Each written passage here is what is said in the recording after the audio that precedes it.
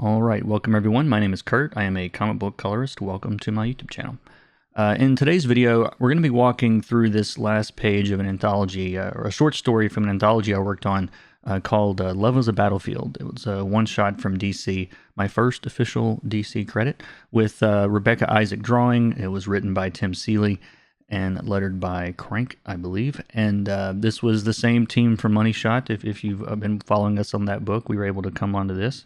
And so I'm going to let this time lapse run. This is about 300% speed, so you guys are seeing it about a third of the time that it took me to do it. I think it was about an hour and a half. So I'm just going to let this run. There's going to be minimal editing on this, and I'll just do my little commentary, and I'll also jump in every now and then with some notes on the final version to show you guys kind of what I'm thinking throughout. So. And as usual, this page is already flatted, so I have my flat set as a reference layer in Clip Studio, and I'm actually making my color changes for my base colors on a layer above that.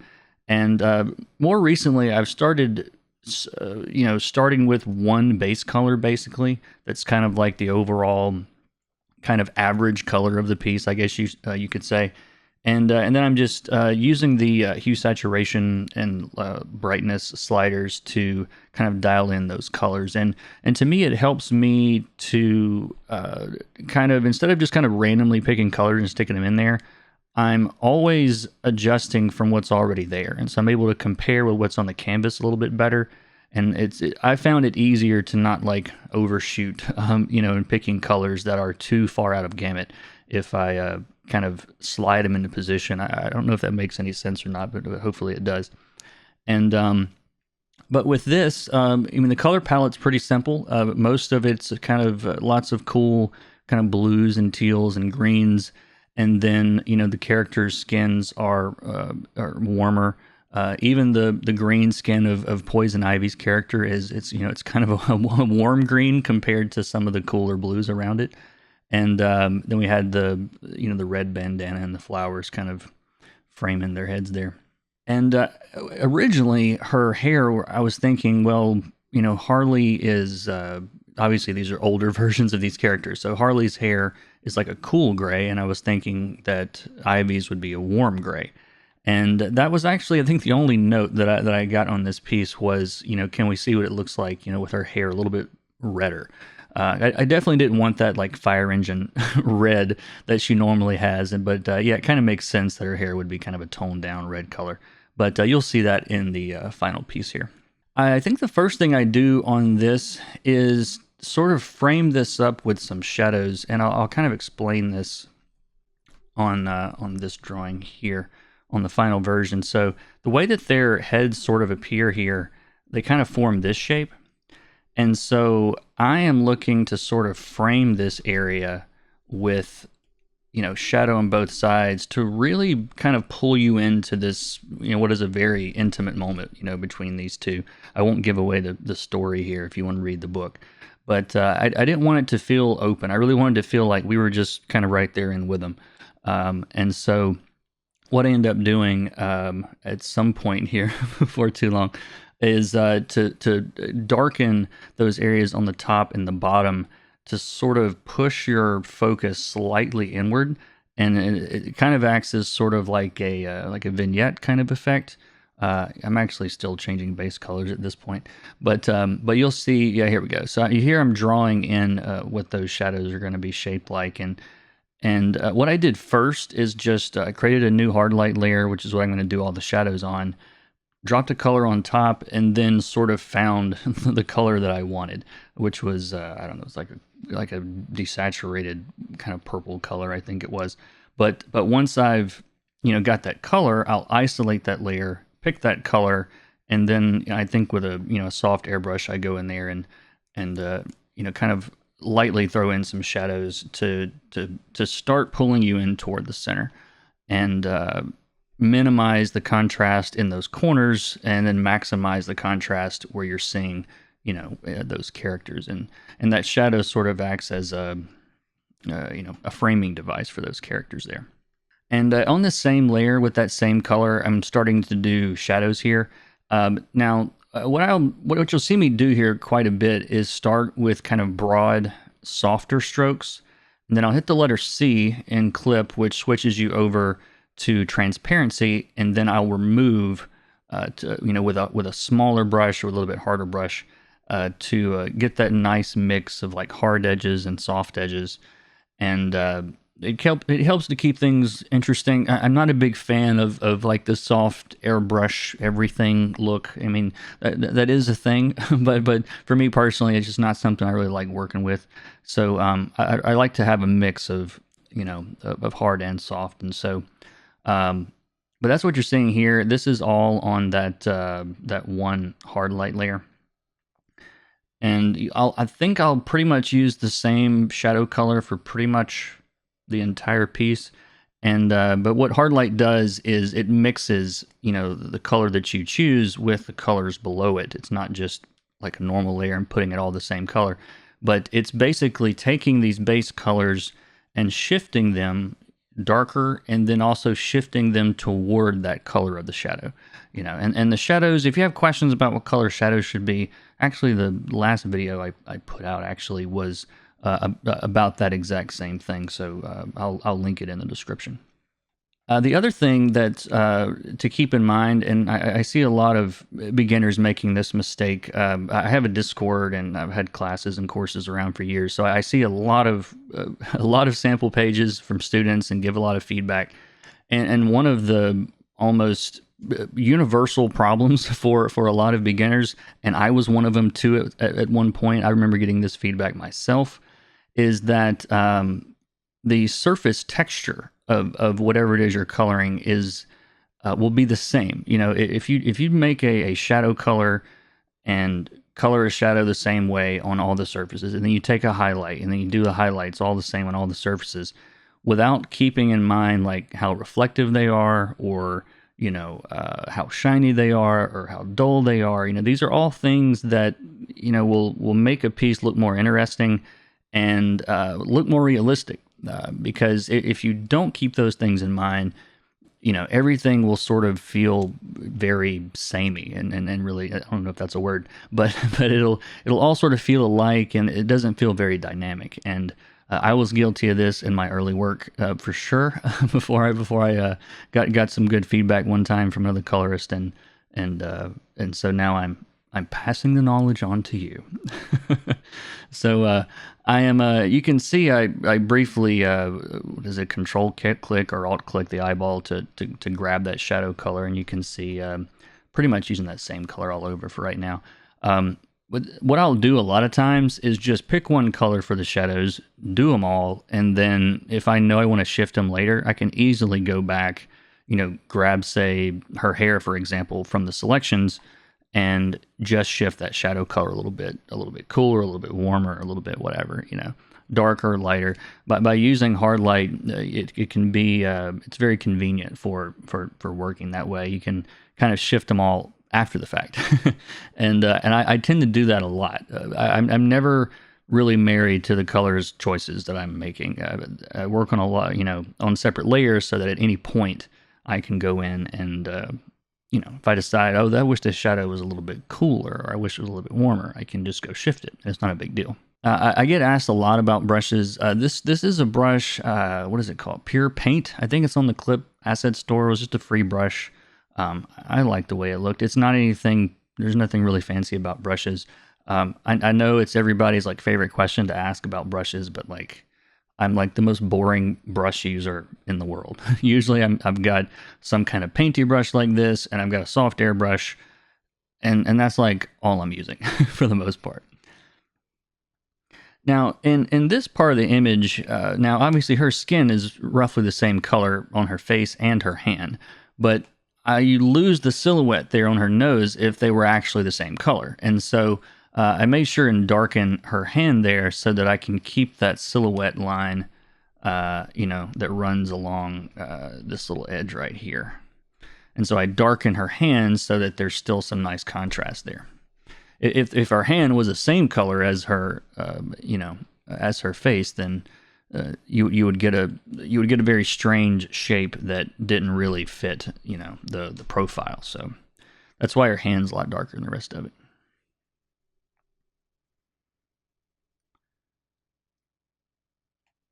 These are such good hands. I'm so impressed with the way these hands were drawn.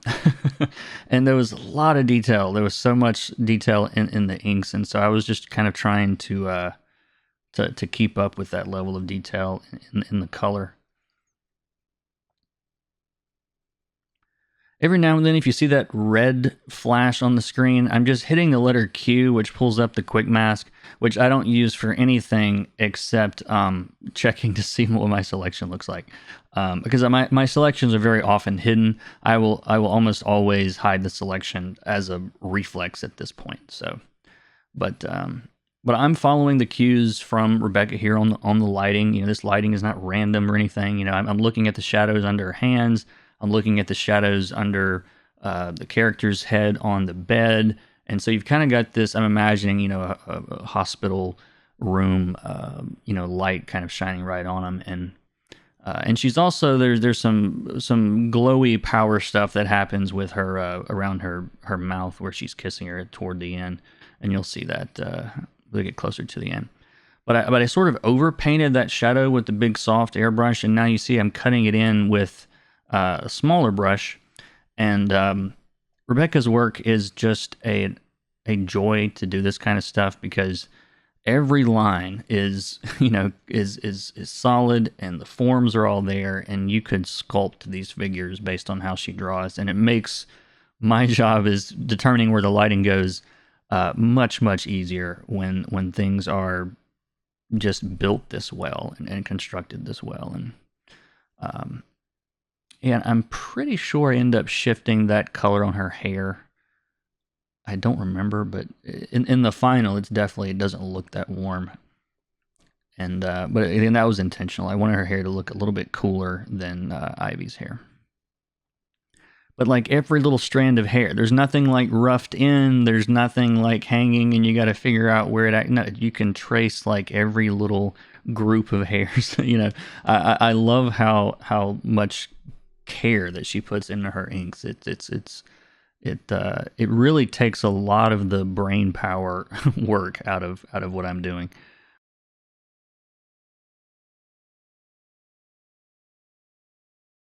There, you see, I cooled them off just a little bit and tinted it a little bit more toward like a beige color, than so that their hair would obviously be two different colors.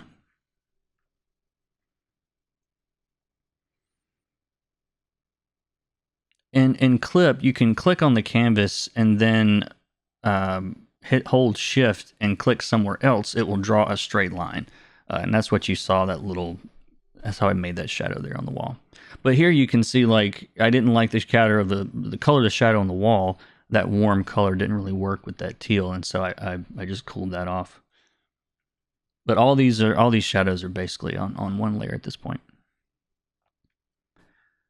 You can use multiply for shadows too, but I don't know. I like the way hard light mixes, and plus you can do highlights on a hard light layer too, if you want, because it's going to brighten or darken depending on whether the color you're picking is lighter or darker than 50% gray, basically. And so it can act like multiply or it can act like screen depending on the colors you choose. And so many color choices I make, I get questions. I do a stream every Wednesday at 10 o'clock Central Time, 11 Eastern, if you want to ever come by and ask questions or lurk quietly or whatever. But I'm often asked about, how I choose colors and this kind of thing. And so much of it to me, and I know this might sound silly, but so much of it is process of elimination. It's like the pillow, for example. Her hair is a pretty light value. It's meant to look white. It's not white, but it's meant to look white hair. So that rules out to me a white pillow. Like, I don't want to use that color there. I mean, I could and throw some shadows on there and make it work, but by having the pillow be darker, it just makes it easier. And I know I'm going to have a cool palette, and so it really narrows down your color choices if you just have a plan. If you have a plan, and that which I know that sounds really obvious to say, but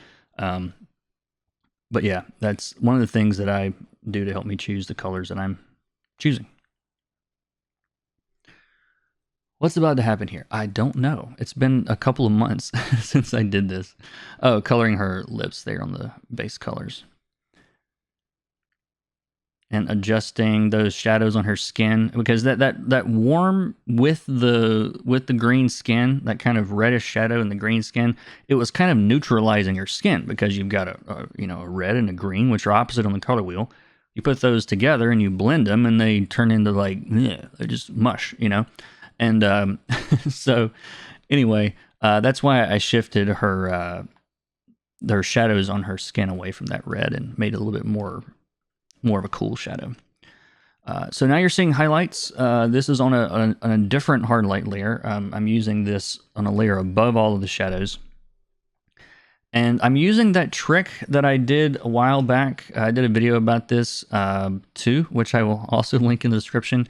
But I am selecting the hair and then removing the shadows that I made from the selection, and then painting my highlights on top of that. And so the highlights completely avoid the shadows. And so if your primary light source is what's causing your shadows anyway, then you're not going to get that light in the shadows. So I know that hopefully that makes sense. The other thing watching this recording made me aware of is how much I pause coloring to discuss things when I'm streaming. When I'm not streaming, I just keep on going. I'm way slower on stream than I am off stream, but usually I do it because I just want to, have somebody to talk to while I'm working. Okay, looks like we're back. So I'm still messing around with that shadow color a little bit. Like I said, I'm never, nothing's ever done. There's no final colors until I turn the thing in. So I'm still on that highlight layer that I'm doing all my highlights on. Again, this is just another hard light layer. And her hair looks very strange to me now that I know what the final looks like. It almost looks magenta or something. It's definitely not where it's going to be in the final, if you're wondering about that.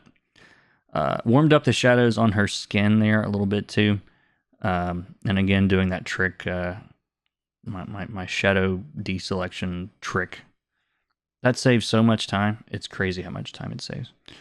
So that first light pass you saw was more of like just where the light is hitting. Now, what you're seeing here are more kind of specular, reflective type highlights. It really helps to me to treat them as two different things. I picked this up from Scott Robertson's book, How to Render, which is mostly, I think it's designed for more of a 3D rendering student, but I learned a ton, and I recommended it in a video a while back, but I'll link to that in the description too. But these are all the little places where I imagine that the light would reflect off the skin, not necessarily where the light is hitting, but where you would see a reflection of the light source. That's really what a specular highlight is. Specular means mirror-like, I believe, if in the definition of it. So, but yeah, right now I have a very some would say formulaic, kind of way of working here with all these different lighting and shadow passes, but I'm still the entire time thinking about the focus, the story. Where do I want you to look? Where can we minimize the differences in the colors? So much of my job is deciding what colors are close together and what colors are far apart. On the color wheel, saturation, contrast, whatever it is. It's all contrast, but still messing around with her hair. I knew that I wanted it more red than it was. I eventually end up really shifting this quite a bit, but it's always weird to go back and watch something that I know is going to change, because I'm like, what was I thinking? I have no idea. I'm also thinking about this glow that's going to show up later, and that's where you're seeing all this green underlighting is there are going to be some like magical powers glowing there, and so I'm kind of getting ahead of that a little bit.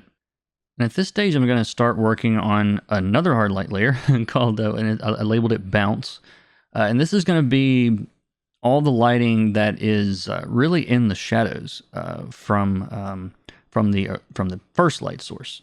So all the secondary light sources are going to be contained to the shadows from the first light source.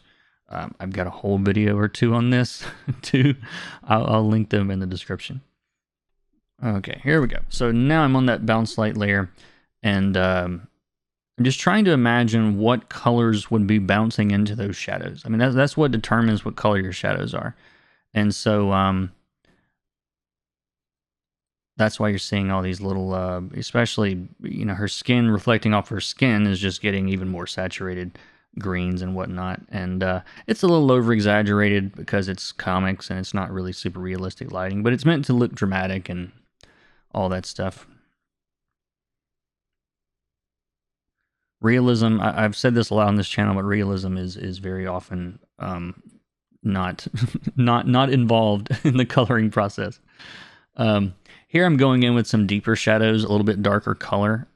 There wasn't quite enough contrast on her face, I didn't think, and so I deepened some of those shadows a little bit more so that they would contrast with the bright highlights on her skin.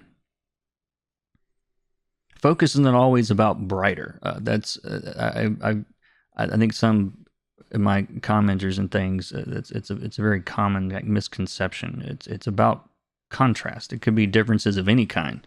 But the more differences there are, the more contrast there is, whether that's hue or saturation or value or, you know, line weights or whatever. Warm, cool, there's lots of ways to make contrast.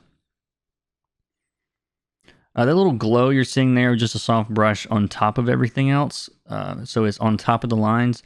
If you're wondering why your glows don't look like glows, put them on top of the inks. I see a lot of glows under the inks, and it just doesn't really look like glows. So there's a pro tip for you. Still adding more highlights, more details. A lot of it at this point is just sort of kind of dressing up what's there. I mean, for the most part, you know, you can see I'm lighting up the inside of the backside of her hair there, where that glow would be brighter. And then really any place that glow would reflect, like on her oximeter there. I remember that from my nursing days. Like that one angle on her finger there, like I thought, well, that would reflect a lot of light. So you see that little bright highlight on her fingers there.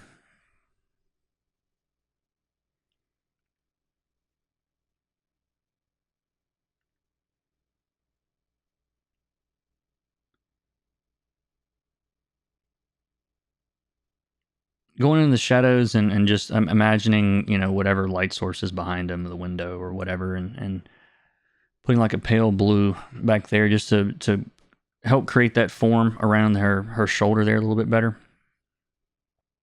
And a lot of the contrast in these areas, it's a lot of real subtle stuff because we're not anywhere near, you know, the main focal point, and so you'll see the contrast is minimized in those areas. And I'm going to do a video soon on like my definition of contrast. I have a feeling that based on some of the comments that I've received on some videos lately, that it's easy to have too narrow of a definition of contrast, and I'll be talking about that in a video coming up pretty soon.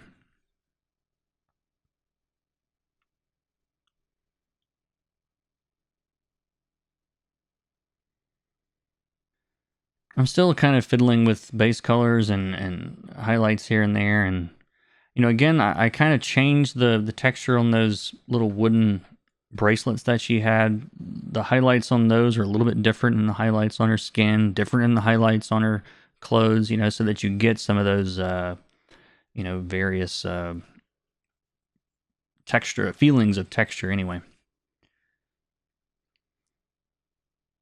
And you can also, I forgot that I did this, but there's a very subtle pink and blue at the end of her, at the end of Harley's hair there. Like she still tries to keep it dyed, but it's, you know, she hadn't been able to update it for a while.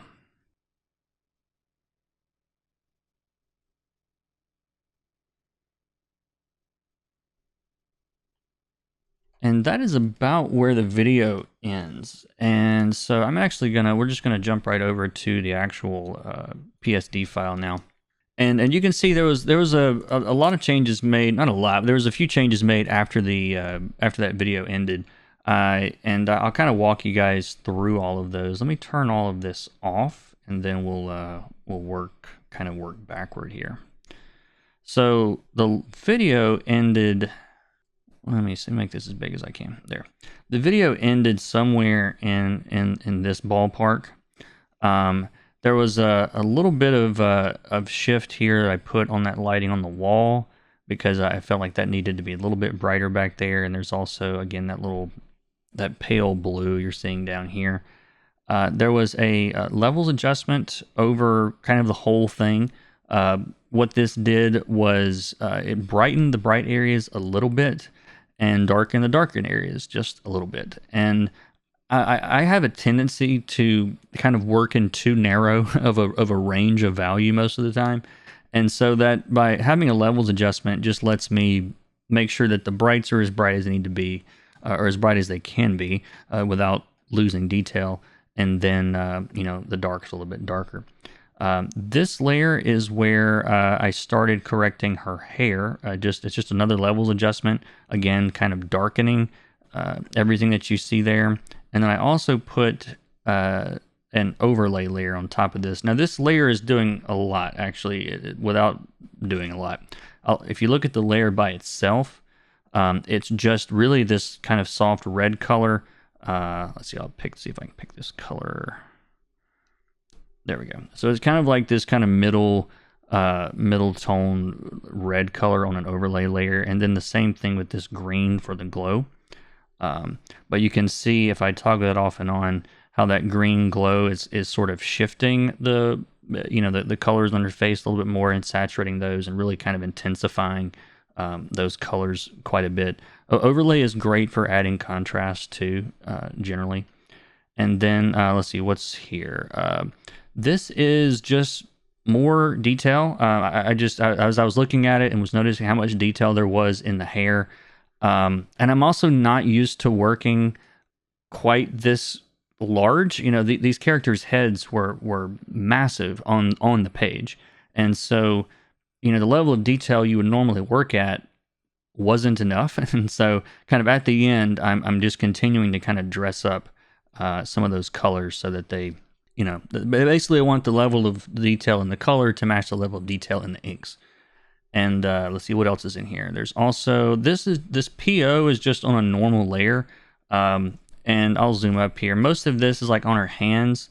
I was a little too just loose with the hand rendering, and so I went in and just painted on a normal layer on top of everything else, and just to dress up some more of the detail in those hands there. And that is actually it. That's about where this one finished up.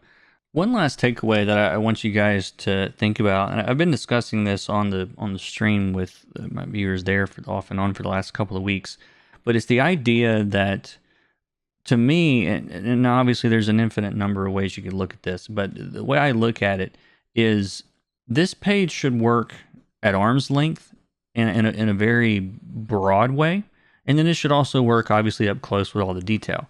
Now, what I mean by that, if this is something that you have trouble visualizing, now I hit Control and Alt and Shift, hit the letter E, and that makes a copy of all the visible layers. So this is basically the entire image all in one layer.